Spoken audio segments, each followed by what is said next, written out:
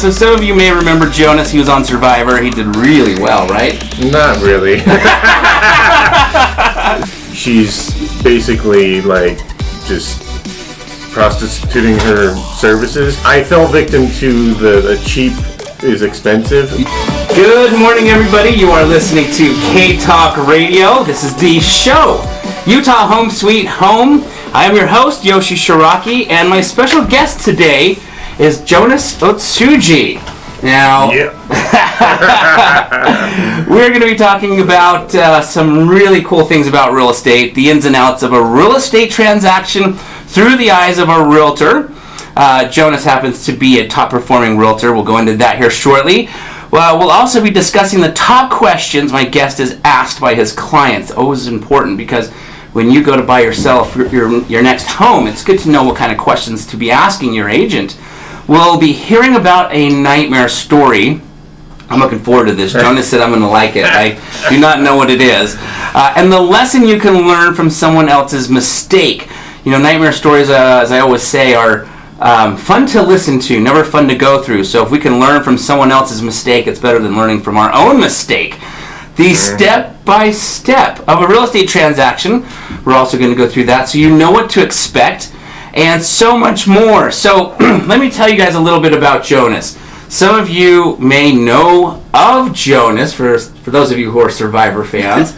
Jonas was on Survivor several seasons ago. How many seasons ago? So yeah, that was back in 2012. So, 2012, yeah, 7 years ago. It's old news, man. Nobody remembers anymore. Yeah. That might be on VHS or something. VHS. Yes. You can listen to the 8-track podcast. Yeah. In black and white. Yeah, exactly. No. So some of you may remember Jonas. He was on Survivor. He did really well, right? Not really. Do you think I'd be selling homes if I won $1 million? Jonas is currently a top listing and buying agent in his brokerage. Jonas was on the board of the Utah Real Estate Investing Association, so he's also very knowledgeable in investing. He was featured on the hit reality TV show Big Money with Doug Clark. And he's also featured on the hit radio show Utah Home Sweet Home. Yeah. Dude, this is the highlight of my career, bro. You know it. This is a very big show, isn't it, Houston? Yeah. Massive. Okay. We're talking global, viral. Yes, that's right. Yes, sir. That's right. Jonas is also an investor. He has fixed and flipped millions of dollars of real estate and holds a nice portfolio of rentals in Utah County. Is there any reason specific to Utah County?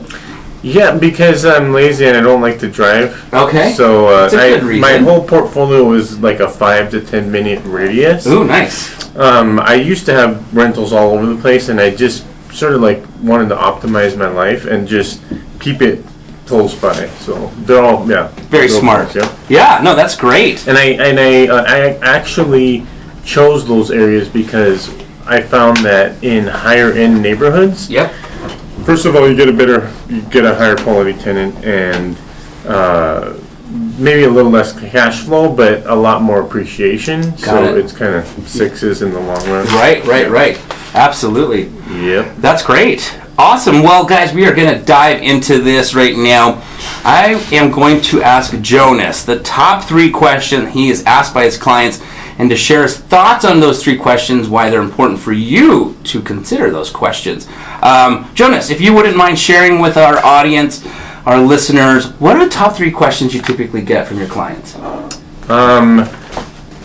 How do you stay so young? Oh. No, I'm just kidding. Yeah. I just tell them that Belay? Yeah. It's I dye my hair with Kikkoman soy sauce. Nice.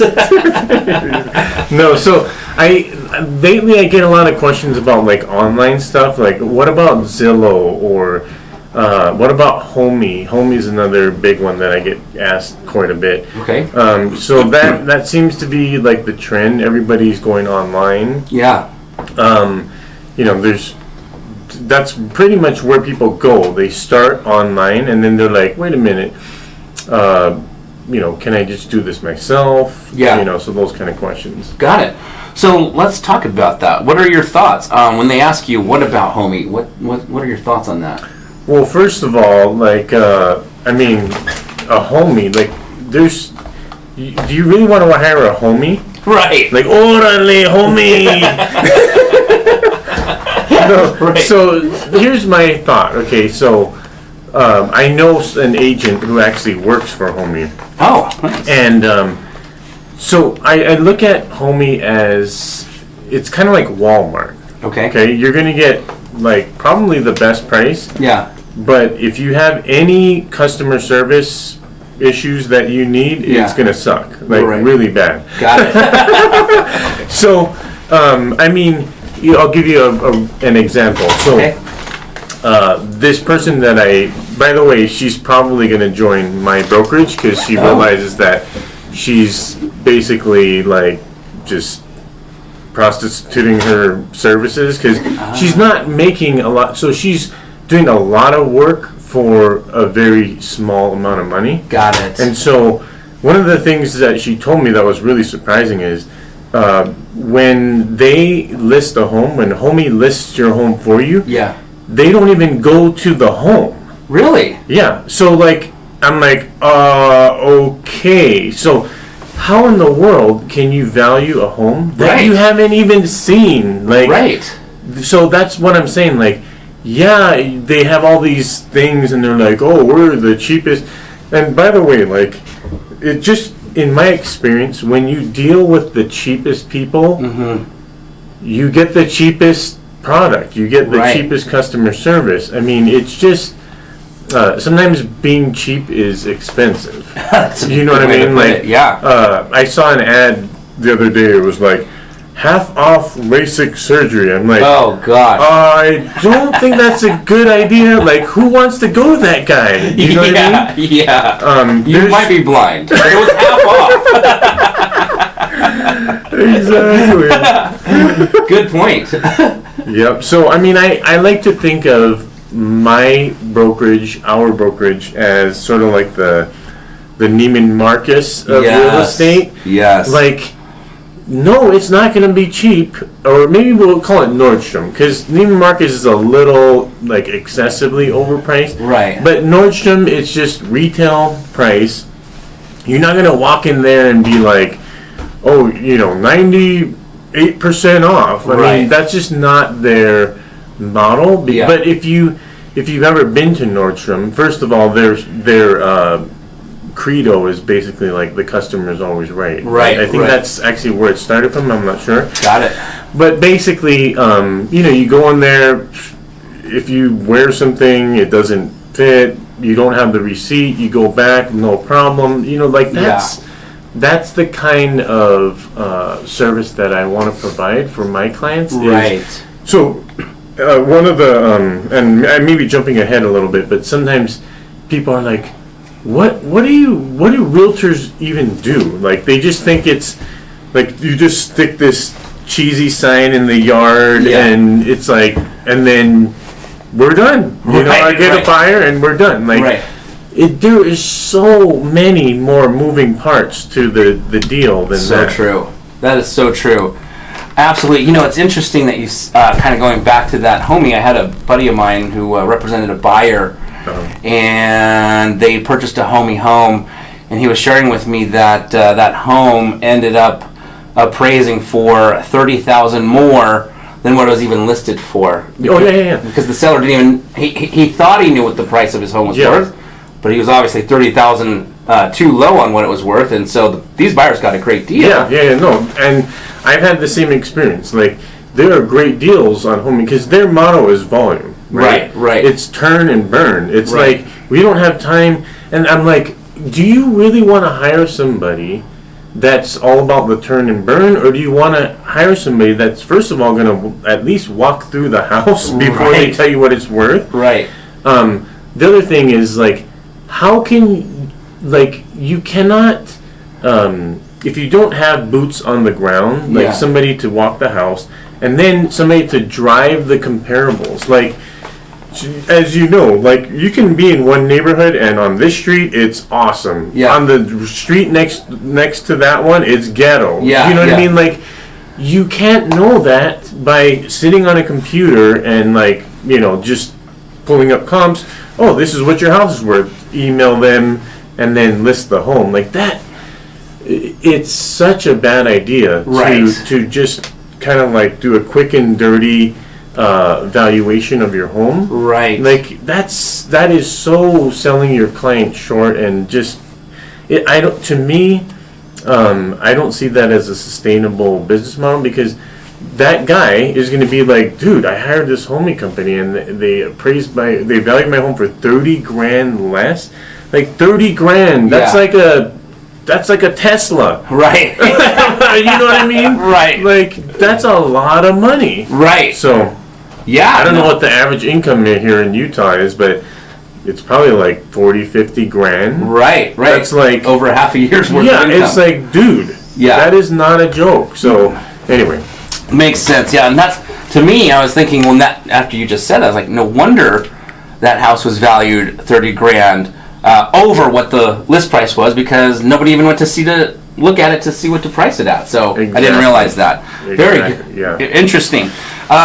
You also mentioned that you have clients that'll say, what do you guys do besides put the sign in the yard? Oh, yeah. So this is a good one. Okay. So I had a guy, he asked me, so what do you do? I'm like, I'm a realtor. And he's like, oh, you're a fake tour. And I'm like, and you are a douchebag. Can I say that on this radio show? Mohammed, can you say that? I just did. Okay. You can sue me later. But it's like, okay, like I said, the perception is you get the sign, you stick it in the yard, and then you sell the home. Like that's what typically is like the perception. Right. But I'm like, okay, dude, first of all, the main, so here's the thing, like I don't like to pay unnecessary commissions either. Like who does? Yeah. Right? Yeah. I don't enjoy hiring an attorney to draft up some, business deal. But I know I should hire this attorney because he knows what he's doing, and there's a lot of things that could go wrong. Yes. If I didn't have him write it. For example, I fell victim to the cheap is expensive thing when I hired LegalZoom to do my LLC. And I'm like, just an LLC, you know what I mean? It's no big deal. So come to find out, you have to like have quarterly meetings and you have to take notes and all this stuff, which of course LegalZoom's not going to be like, hey, it's time for your quarterly meeting. Right. You know what I mean? Yeah. So I'm like, dude, I should have just hired an attorney. And now I do. I hire an attorney because it seems like it's just, so I'll just give you some examples of what, just for those of you out there who think that realtors just stick a sign in the yard. So first of all, the number one reason why you're hiring me to sell your house is because I know what it's worth. Right. Like in that situation with Homie.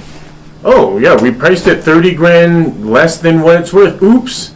Like that is a very good example of when you're trying to be cheap and it's expensive. Right. You hire the guy that's going to go out there, look at it. He's going to say, okay, I know the difference between pricing between a Rambler, a 2-story, a split level. Which one is worth more? Right. Do you know what I mean? Like, is the basement finished? What does finished consist of? Right. Like you can have, for example, I had a client.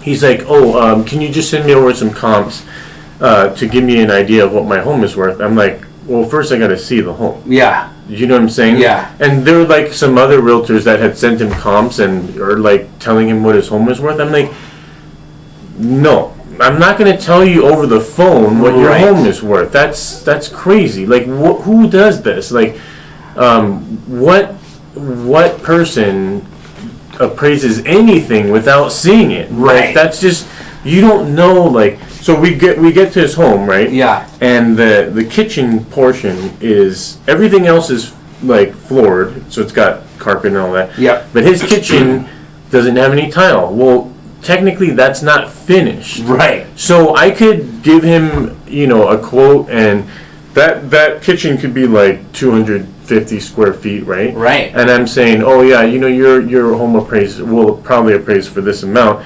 And then I go to the house, oops, it's not finished. So Right. we're going to have to subtract off, or you're going to have to put the money in to finish it. So that's like, I would say, if you're going to hire a realtor, that's probably the number one reason why. So I'll give you another example. Okay. Like, the reason why people have issues with attorneys is like, man, all he did was like draft up this document and he charged me like $2,000. Right. Well, it's not like the act of typing the document is what you're hiring him to do. Like, that's Right. not where he brings value. Right. Where he brings value is, what do I actually put in the contract? Yeah, knowing what to type. Yes, so that's what you're hiring the realtor to do, is to, first of all, get you the absolute most that you possibly can when Right. you sell your house. Right. That's probably the main thing. But I could go on and on and on about like the little things, like when a buyer comes, how do you know that that buyer is real? How do you know that they're qualified? Have you talked to his loan officer? Has the loan officer done a desktop underwrite? Where are you going to be closing at? Right. Yeah. Who should pay for closing costs? Right. How about title insurance? I mean, I could just diarrhea at the mouth for like hours about every little detail about the transaction, and it just goes on and on and on. And these are things that people aren't thinking about because they don't even know what they don't know. Yeah, You know what I exactly. mean? So, Yeah, absolutely. anyway. Absolutely. You also touched on an interesting part. One of the questions I get asked a lot is, Houston just spilled his coffee. It's over. So one of the things that I get asked a lot about is a client will say, hey, listen, my house, or my neighbor's house sold for X amount. I think my house is sold for this amount. But their house might be on a busy road, right? Yeah, their Yep. neighbor 2 houses, 3 houses, 4 houses down on the same block, Yep. that is not on a busy road. You mentioned one street could be pristine and the next street could be not so pristine. In this case, the street is pristine. It's just you're on 7th East. Yeah. Yeah. Your buddy, your neighbor was not on 7th East. Yep. And so, I love that point that you're talking about, and that's like saying my neighbor sold his car and he got $50,000 for it. So. Right. My car should be worth $50,000 too, right? It's like, Right. what kind of car is it? Like, Yeah. just because your neighbor sold his home for $500,000, like, yeah, but your neighbor also has a bowling alley in his basement, Right. and you don't. Right. So, Right. like, it's so funny. Like, they just think, oh, because he's across the street, it must be the same thing. No, like, you can live across the street. Trust me, my neighbor who lives across the street, his Yeah. home is way sicker than mine. Like, way sicker. We're talking like his home is probably worth like $5 million at least. Wow. And he's literally right across the street from me. Yes. So, you have, it's like, I tell people, I'm like, yes, I understand that I try to say it in a really nice way. Sure. Like, you don't want to say, yeah, you're an idiot. Like, you know what I mean? Right. So, I basically am like, well, how many square feet is your neighbor's house? Right. They're like, I'm not sure. Do you know how many beds and baths? You know what I mean? Yeah. So, it's like, you just have to educate them in a nice way and Right. be like, okay, like, and then they realize, like, oh, maybe this is why I should hire a realtor. Right. You know what I mean? Yeah. Awesome. Okay, great stuff. So we are going to head to commercial break, but when we come back, it's going to be time for that nightmare story. I'm excited to hear about it. Jonas said I'm going to love the story. I've never heard it. I'm anxious to hear it. So don't go anywhere. We're going to listen to a nightmare story and the things that you can learn from that. Mohammed, please take us to commercial.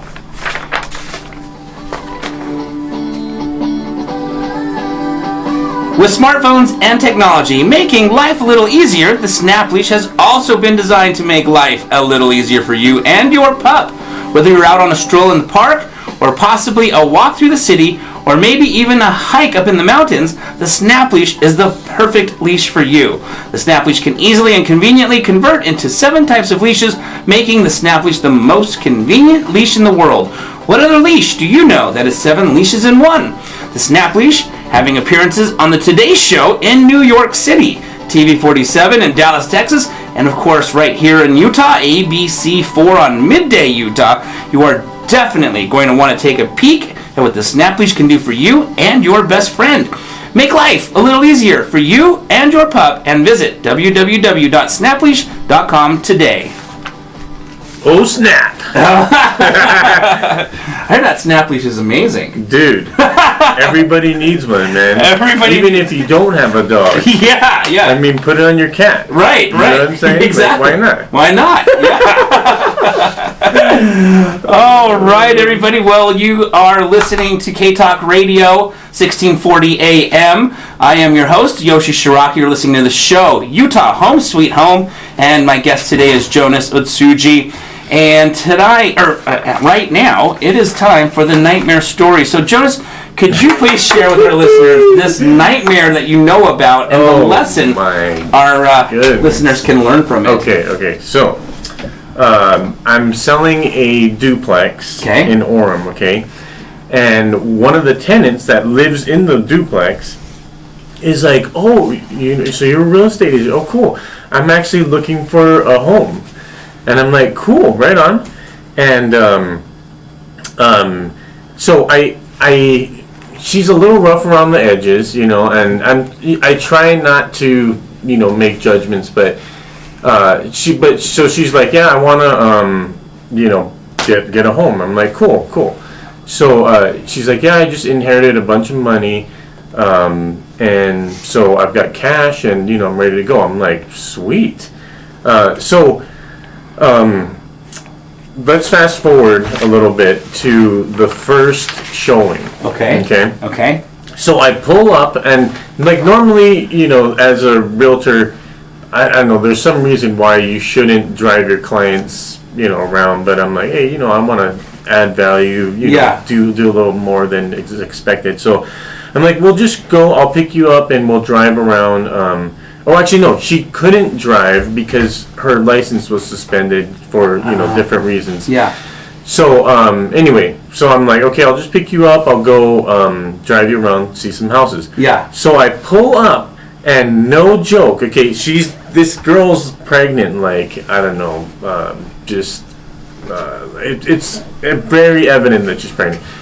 And so she comes running out of the house with one shoe on, like just flailing her arms, and she's like yelling at me, and I'm like, what? I'm like, she's running towards me, and I'm like, what's going on here? Right.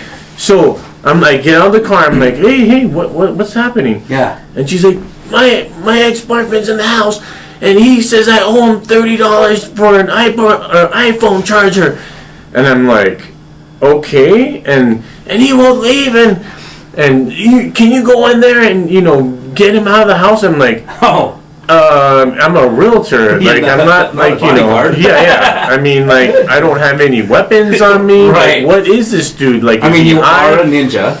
I am a ninja. Yes. But so I'm just like I literally before I go in the house I'm like, Lord, if this is a dangerous situation, you need to let me know right now because I'm about to go in.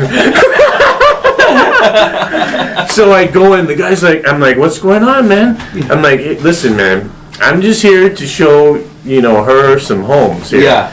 And he's like, she stole my iPod charger. Oh my gosh. And he's like, just going, I will not leave. And I looked at the guy, I'm like, I could take this guy, right? I'm like, I got this handled, So anyway, so I'm like, okay, listen, dude, I don't want any problems. I'm just here to show her some houses. And he's like, well, I'm not leaving until I get my $30 or whatever. I'm like, $30 for an iPod charger? I mean, come on. So anyway, I think it was an iPhone charger. Anyway, so I'm like, okay, listen. I'm like, if I give you $30, will you leave? And he's like, yes. I'm like, Done. Give him the $30. We start looking at homes. So anyway, I'm just showing her a bunch of homes. We put one under contract. She changes her mind. She's like, "Oh, I don't really like this house." Yeah. So anyway, that falls through. During the process of finding a home, I get a call, and this person calls me, and she's like, Jonas, I'm in prison," and I'm like, "Okay," and you were home one call. Yeah, I'm like, I feel honored that you called me. Yeah, like, you're a realtor. So anyway, she's like, "I need you to go call my grandfather and sell a Camaro that's in storage, okay? Oh my gosh. And then use that money to bail me out of jail." And I'm like, this is going to be an awesome story someday. I'm like, done. So I call the grandfather up, go to the storage unit, get the Camaro, list it on KSL, get the cash, bail her out of jail, and then we closed on a deal. And get this, okay? And by the way, like, I spent probably a few hundred hours with this person. I could go on and on, tell you all kinds of other crazy stuff that happened. Right. The condo that I sold her was like $100,000. So I made like $3,000. By the end of the thing, I'm like, I probably made less than minimum wage on this deal. Yeah. But it made an awesome story. It made an awesome story. A story worth $3,000. But no, let me tell you. So this person, I'm purposely not using her name because she's been through hell. Yeah. And it was more like I just felt compassion for this person. Yeah. And I just wanted to help her. Like, I didn't really even care about the money. I mean, it clearly didn't pan out to be like a slam dunk home run for me. But right. She called me after she moved in, and she left me a message, and she was just bawling. She's like, "Thank you so much." She's like, "I can't believe that you did everything that you did. She's like, you're the only one in my life." I'm like, wow. I mean, because I guess her family just was like, "We're done with you, and your issues." But I mean, I saved that message because it's like that to me was the payout. Oh yeah. You know what I'm saying? Yeah. So, and it makes a killer story too. It does make a killer story. Wow, that's fantastic. That's just the tip of the iceberg. I'm serious. Like, I could tell you some stories that would just blow your mind about that one particular claim. Wow, interesting, interesting. Well, actually, so you made $3,000, but really $2,970 because you had to pay the guy $30. That's right. I did not factor that in. Yeah, I should have written that off. Right. I gotta call my accountant and, hey, can we, retroactively credit that? Wow. Very, very interesting story. Yes, sir.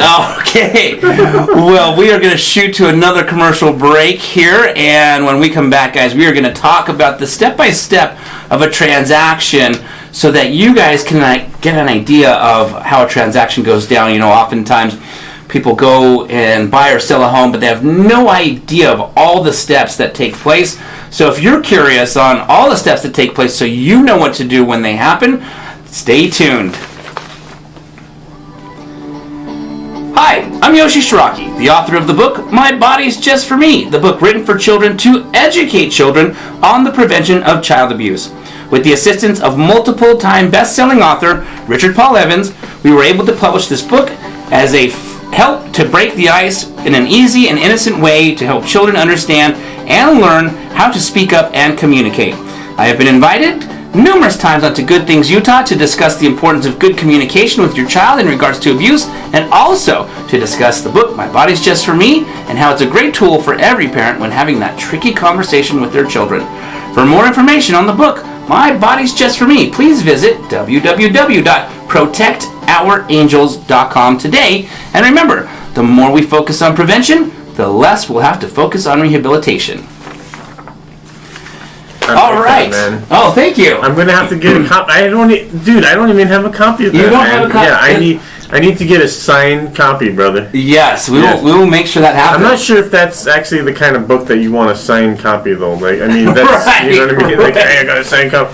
Anyway, that would help because I have had a few awkward conversations with the children, and it's they're always like, Dad, this is a little weird. So yeah, Right. I should have got your book a little earlier. Yeah, that's right. Oh, man. Well, thank you.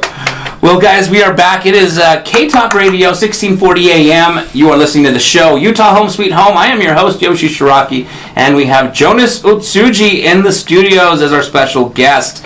Jonas, there are, going back to what we were talking about, there are so many components in a real estate transaction. I want to give the listeners an idea of what goes through the step-by-step of a real estate transaction. Let's take this from a seller's approach. The very first thing, and please elaborate and share on this, but the very first thing that usually happens, we talked about earlier, when somebody wants to sell their house is we have to figure out what it's worth, right? Absolutely. I would say that's probably the number one. And the sad part is most realtors, in my experience, and it makes me look so much better because I just do way more than like the average guy. So most realtors are like, yeah, let me just pull some comps up here, I'll email it to you, and then they expect the client to just hire them. Or even worse, they call homie, they're like, run some algorithm, this is what your home is worth, even though it's 30 grand less than the actual value. Right. And boom, list the home. So that I would say that's probably so here's the thing, like this sounds so cliche, but you have to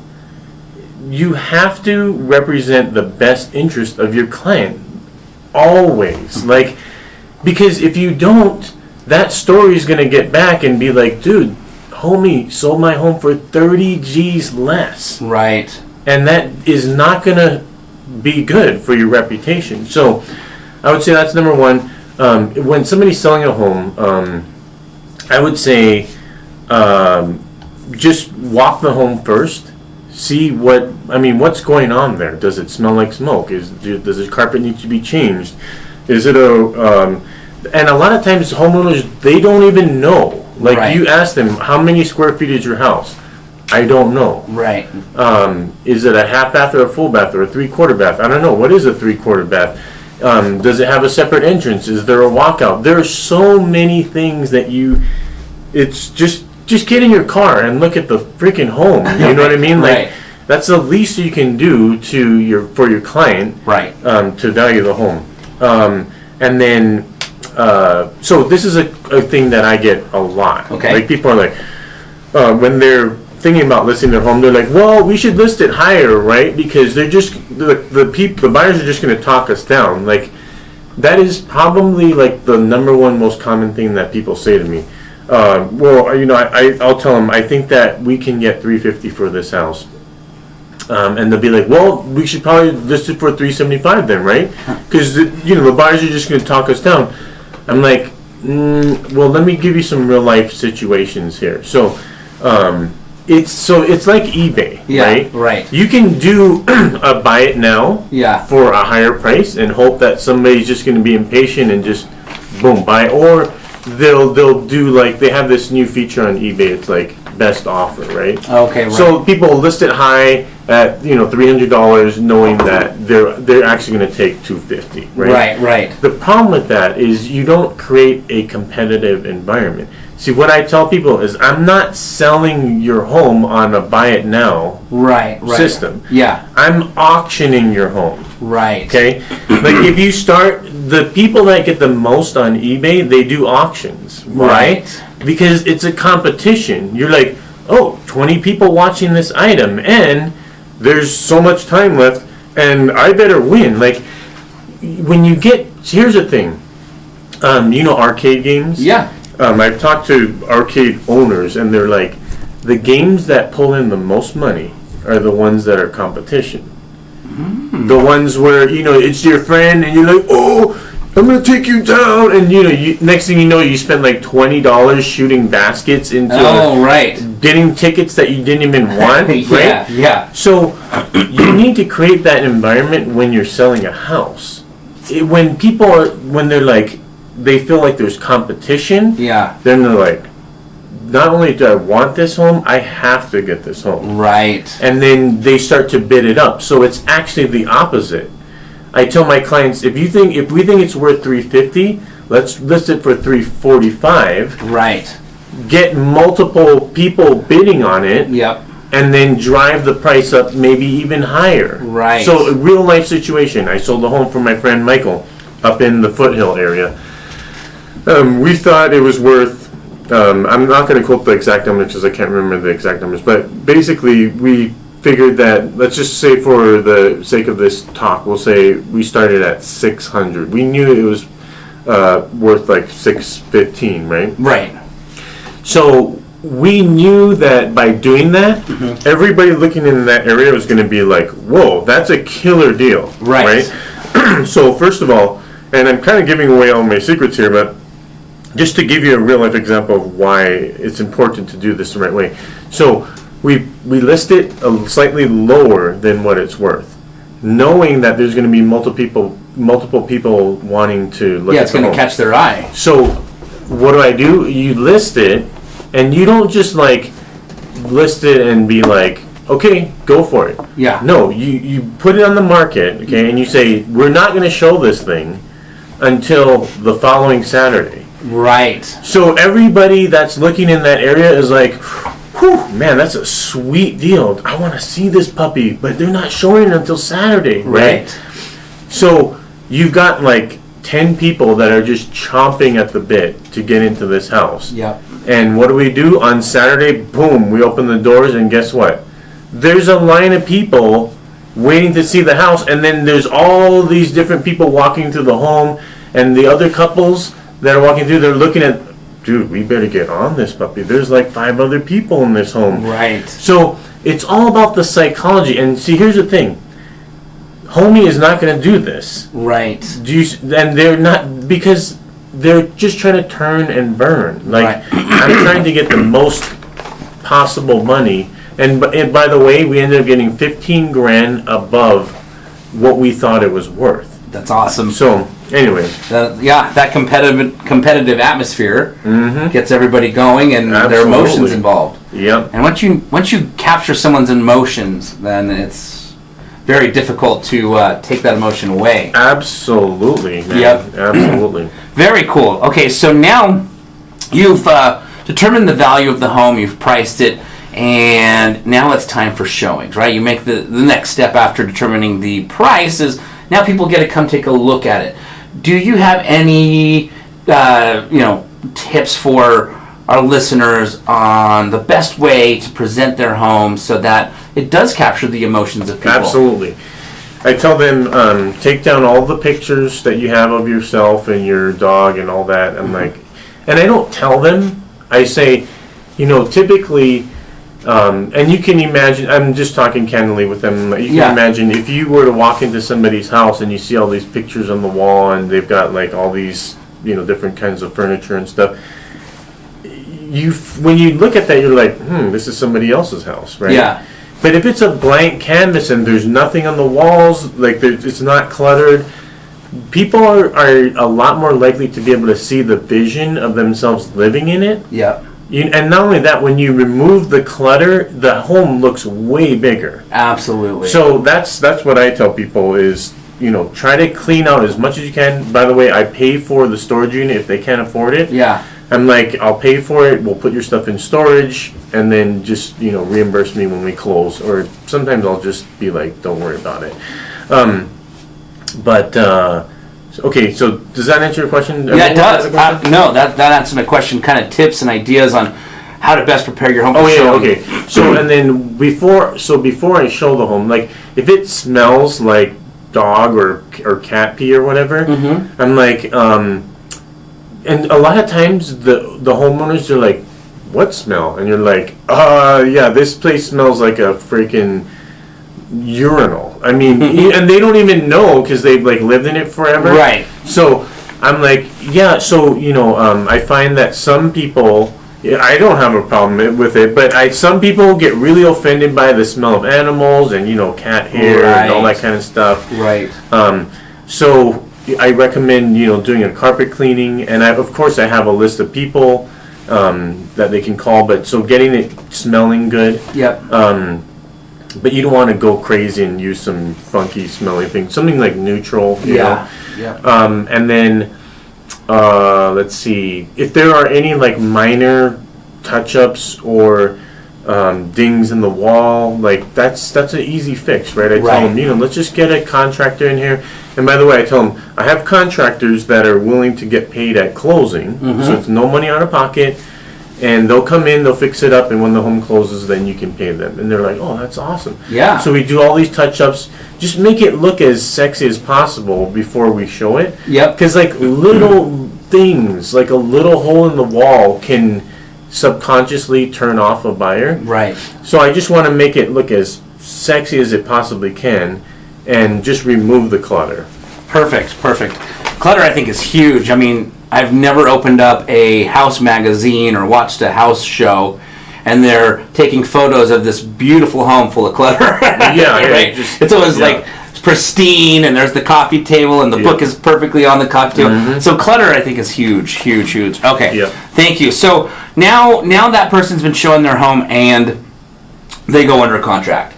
So there's several phases of being under contract. Do you mind if we back up a little bit? Yeah. So when I do the open house, it's like fresh strawberries. It's the Voss waters. It's fresh baked cookies when people are coming in. Like that, I purposely time it so that right before the open house, that smell of fresh baked cookies is permeating the home. Nice. People walk in, they're like, this feels good. Like you want to subliminally, subconsciously, like program them to have a positive experience, and all of these things are influencing them to make them want to buy the home. So those are little things that I do. That's great. That is great. Yeah, I've always I read somewhere in negotiation. I can't remember. It was a book that I was reading on negotiation, and when they say the book had shared that if you can trigger or enhance someone's 5 senses, you have a better chance in your negotiation. So if you can please them with what they see, please them with what they smell, please them with what they touch, taste, and hear, and you can please the 5 different senses, your chances of negotiation are better. So that's great. That's how women talk us into marriage, man. They please all 5 senses. Bro. That's right. They got that thing figured out. Muhammad, are you married? Oh, so it hasn't happened. His 5 senses haven't been pleased yet. So Muhammad will have to get a lady to do that. That's a different radio show, folks. Oh, yeah. Okay, so now you're under contract. Going back to real estate. There's different phases of the contract. You've got, you're under contract. Typically, there's a due diligence phase. There's going to be a financing and appraisal phase. Then there is what people think is closing, but it's really settlement. And then after settlement, closing happens. During the due diligence phase, can you just share with us a little bit about, so people know what happens? Let's talk in regards to being the seller, right? Just due to lack of time, we could do both, but we'll talk about the seller. What's happening during due diligence? Okay, so due diligence is basically the period where the buyer can back out and get all of their earnest money back. So if I'm representing the seller, I like to have the buyer have the shortest possible due diligence period. Typically, people ask for like 14 days, right? I'm like, hey, can you cut that down to 10? Right. And that's another strategy I think that's very important, is you always, no matter what kind of offer you get, you always counter offer. The reason why is even if they're offering you full price, you will counter on like the due diligence period. Why? Because the person that's offering on the home that you're listing, if you just accept that offer as is, they're like, shoot, did I pay too much? Right. and then they start getting cold feet, right? Right. But if you come back and you're like, we like your offer, obviously, because it's full price. Yeah. But that due diligence period, like, can you chop that down to like 9 days, maybe? Right. Because we want to, like, if your client's not ready to go, we have like 6 other offers, and you mentioned that, so that's kind of what I do. Got it. Perfect. Okay. So now the seller is waiting for this individual through due diligence. They do their home inspection. They figure out that basically the buyer figures out they're moving forward, and due diligence ends. Now this is the point, financing appraisal, this period kicks in, and this is usually where the appraisal, granted the term is financing and appraisal, this is where the appraisal gets ordered. Can you share a little bit about that financing and appraisal, what kind of happens in that little time frame? So we need to rewind a little bit. Before we even accept the offer, I make sure that I've already talked to the buyer's loan officer. Great. And I've asked specific questions. Have you verified employment? Have you done what's called a desktop underwrite? Meaning they've verified employment, they've checked credit score. What is the credit score? Is it a dual income? How long have they been at their job? These are all, are they self-employed? These are all things, because the fact of the matter is anybody can offer full price on your home, but can they perform? Right. Are they really going to bring the money that's going to hit my seller's bank account? That's what I'm trying to do. So the financing appraisal deadline, typically it's going to be like 3 weeks or whatever, but that's sort of irrelevant if you don't have a qualified buyer. Like the key is, have you asked the right questions to make sure that buyer is going to bring you the cash? Right. So that's probably the most critical part about that financing and appraisal situation. Is the buyer qualified? Wonderful. Okay, great, excellent. So then, after this period, we have what's called settlement, which most people, as an industry, we call it, hey, we're going to closing, which really means we're going to the title company to implement the settlement, which is where you sign the paperwork. But really, closing is when you actually get access to the home. Settlement is not when you get access to the home. Nothing's been funded yet. Nothing's been recorded. You're simply just going to sign. Do you have any, things you want to share? Usually I will share with my clients, just so you know, this is not where you get the keys, right? We're just going to settlement. It could be 24 hours to as much as 4 days. The REPC, the real estate purchase contract, states a title company has up till 4 days to actually record. So chances are you're going to get your keys though tomorrow, not today. Can you elaborate a little bit on settlement versus closing? Yeah, absolutely. So I would say the main thing is, and this happens all the time, right? I'm sure you've experienced this, where the buyers, they've signed and they're like, hey, do you mind if we get the keys? And my buyers move in because they've got a U-Haul and they got to return it, and I'm like, no. Because if your buyer moves in while it's still under my client's name and something happens, guess who's paying for that? My client. So I'm like, sorry, we can't do that. When it funds and records, then you'll be the legal owner. And I mean, it's like saying, oh yeah, the title's still in my name, but here's the keys to the car. Like, who does this, right? And what kills me is that the buyer's agents are actually asking me for this. I'm like, no, like, until you are the legal owner, you do not get the keys. Because insurance-wise, it's just a huge nightmare if something goes down in between that time between settlement and actually funding and recording. So perfect, excellent. Okay, great. We've got about 2 minutes left on this show, and we've got Mohammed's telling me I'm wrong. We've got 5 minutes. Thank you, Mohammed. Okay, you want another nightmare story? Yeah. What I wanted to ask you about is, you belong to a brokerage, and it's a growing brokerage, which is really cool. And I wanted to ask you a question in regards to, a lot of our listeners are hearing about how we do real estate. Today it's through the eyes of a real estate agent. Last week it was through the eyes of a title company, and then we had a lawyer the week before. But some of our listeners may be considering wanting to get involved in the game. Yeah. Do you have any kind of words of advice or things you could share about Absolutely. So I don't know of any industry where you can go from zero corporate experience, no degree from college, and just get a real estate license and make $12,000 your very first check. Like, I just don't know of anything. Right. There probably is, but I just don't know about it. Right. So like, we have stay-at-home moms that are like, just hustling kids around to soccer games, and they're pulling in an extra 24, 36, 40 grand a year. Right. Because think about the math there. You only have to do like 4 deals a year. Right. You know what I'm saying? Yeah. Like, that's the equivalent of I know people that work 5 days a week, 9 to 5, and don't make that kind of money. Right. Do you know what I'm saying? Yeah. So that's why, and you can do it whenever you want. Right. Like, you can turn it on and off whenever you want. If you're too busy, just call another agent. Right. Have them show the home for you. So it's a very flexible thing, and it pays really, really well, and you don't have to have any experience. You just have to be smart enough to pass the test, and the test isn't even that hard. Got it. Yeah. It's interesting. I think the real estate school, just to put it in perspective, I believe is 120 hours, right? And if you broke that up by an 8-hour day, that's only 14 days. Yeah, and that's exactly what I did. When I got my license, I literally locked myself in my room for 8 hours a day. Yeah. And 2 weeks later, I had my license. Right. Maybe it was 2.5 weeks, but right. I got my license, boom. Gotcha. Perfect, yeah.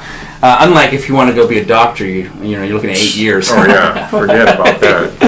All right, everyone. Well, you guys are listening to K-Talk radio station, 1640 AM. This is the show Utah Home Sweet Home. I am your host, Yoshi Shiraki. Our guest is Jonas Utsuji, and I want to share with you guys that if you missed any part of this, you can check it out on our social media. You can also go to our website at www.utahhomesweethome.com. If you have any questions, please feel free to reach out to me. My telephone number is 801-810-4475. You can also email me at YS, which stands for Yoshi Shiraki, YS@utahhomesweethome.com. Jonas, how can our listeners get in touch with you? Okay, so the best way to reach me is on my cell phone. You can text me at 801-808-9108. That's 801-808-9108. That's the quickest way. Awesome. Do you want to give out an email address, or you prefer? Yeah, sure. It's jonas@livingutah.com. Awesome. And bringing up Living Utah, isn't that your domain as well for your website? That's right, livingutah.com. Perfect. Yep. Livingutah.com. Excellent. Anybody who's thinking about possibly getting started in real estate, reach out to Jonas. The team is constantly growing. Oh, and by the way, any agents that join our transaction fees are only $500. Awesome. And we have a killer office space in Salt Lake and Lehigh called WeWork. Very cool. And it is probably the most sexy office that I've seen, just saying. Awesome. Yep. Okay, very cool. All right, everyone. Well, thank you so much for listening in to today's show. This is your host, Yoshi Shiraki, signing out of the show Utah Home Sweet Home on K-Talk Radio, 1640 AM. Thank you, brother. Thank you.